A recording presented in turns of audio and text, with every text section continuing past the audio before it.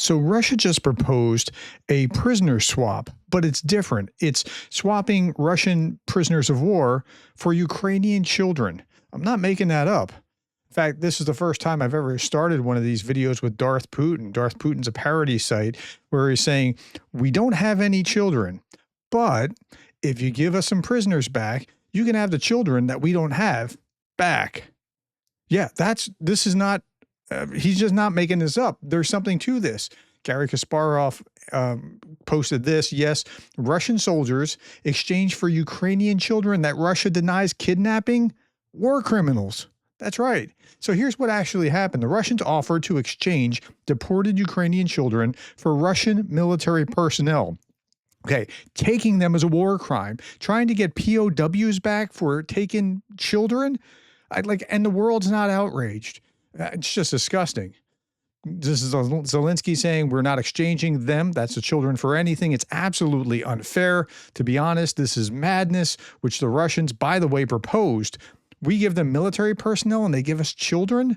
Like, no, you're not supposed to take children to begin with. This is violations of all kinds of rules of war. Now, what's interesting here, Igor Shushko posted this. Putin and Peskov's daughters live in Paris, France. How about the French hand them over to Ukraine so that they can be exchanged for tens of thousands of kidnapped Ukrainian children instead? That might be a better way of doing it. I'm not proposing that anybody kidnap anyone. I'm just saying, let's think about this. What would they do in this scenario? Okay. Talks with Russia have collapsed, according to Maria Zakharova. American negotiators canceled scheduled meetings with the Russian delegation regarding the normalization of embassy operations, according to the Russian foreign minister. Well, we weren't far from that collapse, and it seems like the Americans are just kind of bailing from this process since they've gotten no traction. I'll talk about that in just a moment.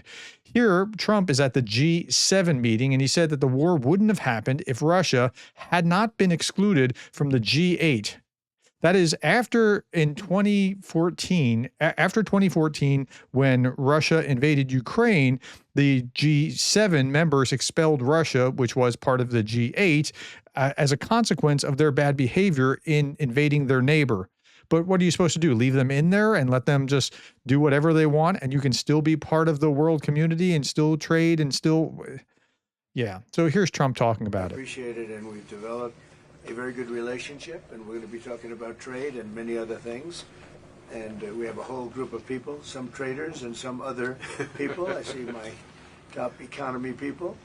But we have a very talented group of people, and you do too, and I know they work together very well. I look forward to that. The G7 used to be the G8. Barack Obama and a person named Trudeau didn't want to have Russia in.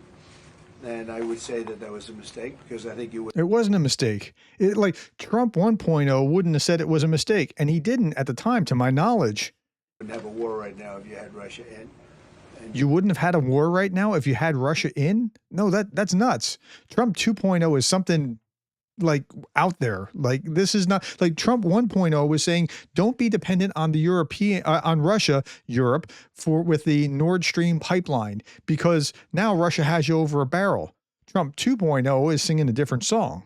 You wouldn't have a war right now if Trump were president 4 years ago, but it didn't work out that way. But it used to be the G8, and now it's, I guess, what's that, 8 years ago, it switched over.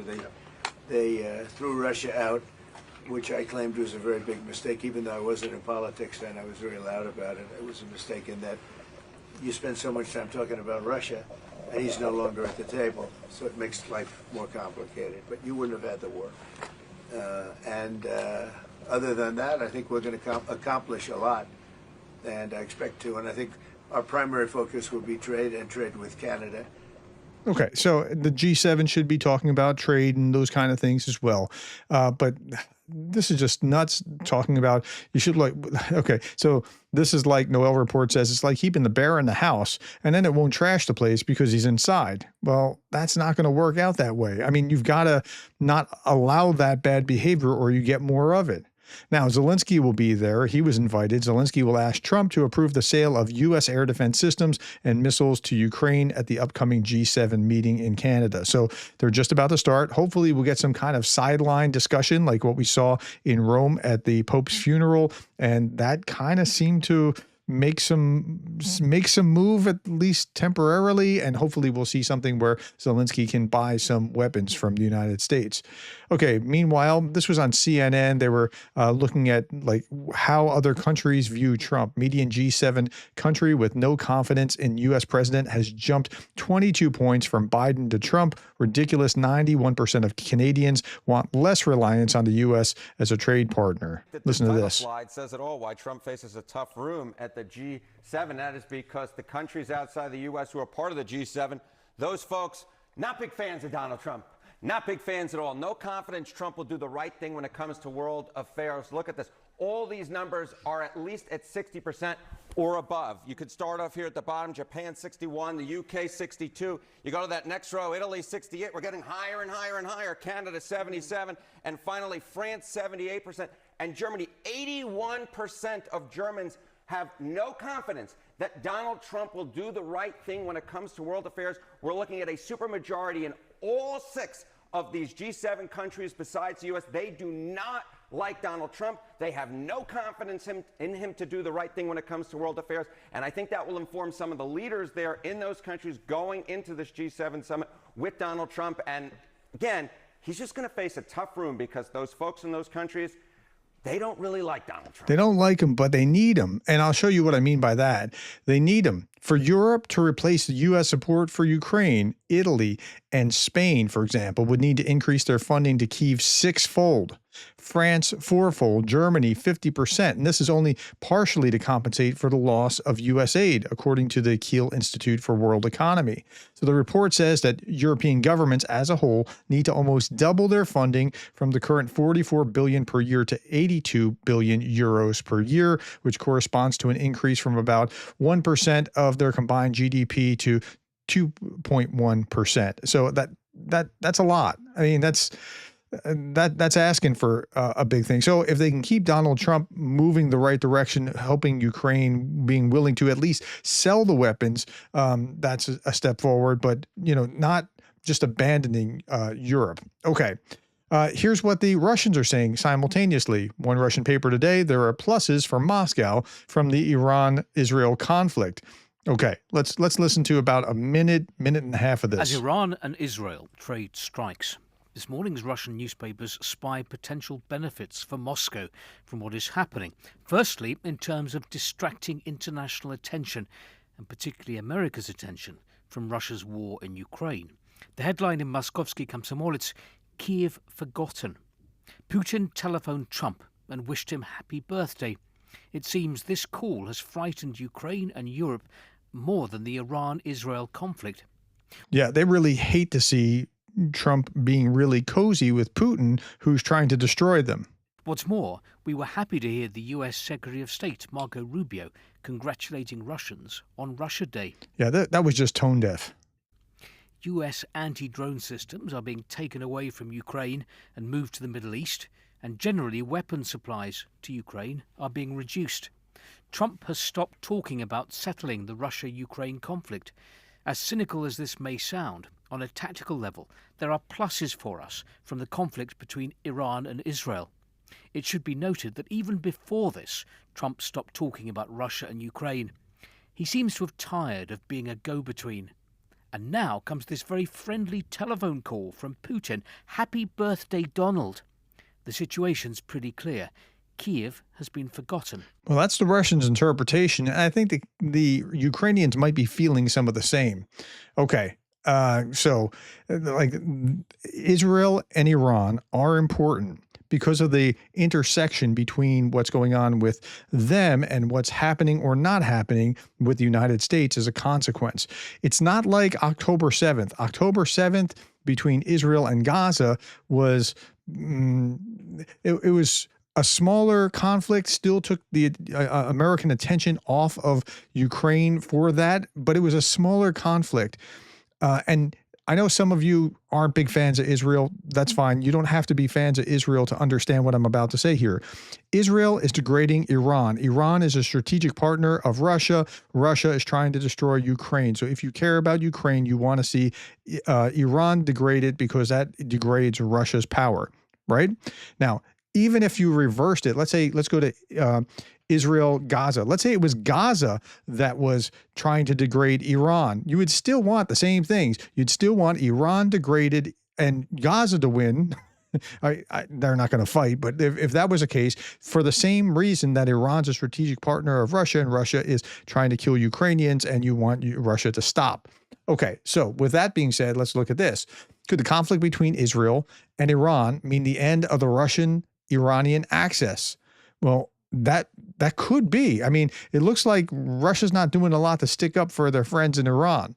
After all this tough talk about standing up to Russia and then doing nothing, Iran isn't going to be impressed. China either. Israel is showing the way how to negotiate with murderous dictatorships that only understand force. Here we're talking about Lindsey Graham, who said this, quote, "If diplomacy is not successful, we are left with the option of force. I would urge President Trump to go all in and make sure that when this operation is over," and here he's talking about in Iran, "there is nothing left standing in Iran regarding their nuclear program." Okay, last time the Israelis struck Iraq with their nuclear program, that was 44 years ago, and that gave us a lot of breathing time. Okay, so but why aren't they backing Ukraine in the same way? That's really the frustrating thing. Okay, here's why. We should help Israel achieve its ultimate objective of eliminating Iran's nuclear threat. This isn't just Israel's fight. Eliminating the Iranian nuclear threat is in our core interest. Okay, so we see this in the United States as being within our core interest. But we don't see Ukraine prevailing when Russia's attacking as being in our core interest. Somehow we need to redefine that to be Russia not being able to do this to its neighbor to be in our core interest. Okay. Prime Minister Netanyahu confirmed on 15 June that Israeli airstrike killed IRGC intelligence organization chief, a brigadier general. And so there's a number of these guys that are no longer with us since these strikes. And, one of them was like the guy that sold Shaheds to Russia that are raining down on Ukrainian cities every night. The women, by the way, if you think that, maybe we should be on the side of Iran, I think again, the women of Iran flooding social media with messages to Israel, request to destroy the mullah regime. Israel, please target Ali Khamenei and other people and Islamic Republic, IB, state broadcaster, and whatever. Like, they feel oppressed by what the Islamic regime is doing to them. Netanyahu does not rule out the possibility of assassinating Ayatollah Khamenei. Now, here, there was some reports, and there were verified reports that Trump had talked Netanyahu off of doing that, but he's not ruling that out because this is the root cause. See the language that Russia uses? That's right. He's the root cause. According to him, such an action wouldn't escalate the conflict, but rather reduce tensions, as the Ayatollah regime in Iran is the root cause of the ongoing confrontation because they have to drive Israel off the map by any means necessary, right? I recently posted that Russians overwhelmingly support the mullah regime in Iran. These Russians even blame Ukrainians for the events in Iran. What? Yeah, they will pay for Iran. Okay, it's all connected, folks. Okay, as Vladimir Putin continues his brutal and unprovoked invasion in Ukraine using drones provided by Iran, that's Mike Pence, I would say respectfully to the administration, we ought to be looking elsewhere than Vladimir Putin for advice on how to deal with this situation. Yeah, he's hardly an honest broker. Now, yesterday I talked about this. Reuters had confirmed that the U.S. military redeployed a large number of aerial refueling tankers to Europe to provide options to President Trump amid the ongoing Israel-Iran conflict. And you saw the map of them going off there. That was even one of these iterations was even in my thumbnail. Okay, so Ryan Macbeth came out today and put this out. Is the U.S. sending tanker aircraft to support Israel? Is the United States sending mid-air refueling tanker aircraft to support Israel? Tanker aircraft essentially act as flying gas stations for fighters and bombers. This allows you to refuel in midair so you can greatly extend your range. And yeah, if the United States was going to perform some sort of action against Iran, they would need refueling tankers. Some people noticed a sizable amount of tankers heading over the Atlantic tonight, and they posted it to X. Now, I don't think these tankers are heading over to the Middle East to support operations against Iran, mainly because we already have bombers at Diego Garcia in the Indian Ocean. And any place you put bombers, you're going to place tanker assets nearby. So odds are we already have tankers in the region. So where are all these aircraft going? Well, there's a big exercise going on in Finland right now called Atlantic Trident 25, and tankers are going to be supporting that exercise. So I believe it is likely that these aircraft are just going to support Atlantic Trident 25. And that could very well be what it was, and we could very well have misread what was happening when we saw that in the news. Again, the fog of war. The mullahs are going to Moscow. Iranian leadership has begun secret talks with Russia to evacuate top officials, according to Iran International. And here, Iranian leadership has begun secret talks with Russia to evacuate top officials, according to Iran International. Among these, planning to leave the country are the deputy chief of staff to Iran's supreme leader and a number of others. Khamenei himself went into hiding in a bunker in northeastern Tehran on Friday, as far as we know. Now, there are conflicting, unverified reports that Khamenei has fled to Russia. I don't see the evidence of that. Or that he has been killed in East Iran. I don't see the evidence of that. Or that he is somewhere in hiding. The rumors are loud enough to potentially destabilize his Islamic Revolutionary Guard Corps. And, you know, we could be on the cusp of another color revolution. That could be what's going to happen next. I can't predict the future, but yeah. Ayatollah Khamenei evacuated to the bunker after Israeli strikes. According to the Iranian opposition outlet, Iran International, Ayatollah Ali Khamenei was moved to a secure underground bunker located in the Lavazan district. And people are asking, like, the joke now in Iran is, where's the Ayatollah? We can't find him. And the reply is, ask the Mossad. All right. Last little bit. Last night, cries of death to Khamenei, death to the dictator, echoed across Tehran. Like, they're mad at Israel, but they're also mad at Khamenei for being the cause of what's going on as well. People have not forgotten the protests sparked by the killing of Masha Amini. This was like within the last 2 years or so. And there could very well be something going down in Iran sooner or later. We'll keep an eye on that. Thank you for subscribing. I'll keep you posted. Thank you for the likes. When you hit the like button, it helps this video do better and spread to more people. Thank you for your interest, and thank you for being the kind of person that cares about Ukraine.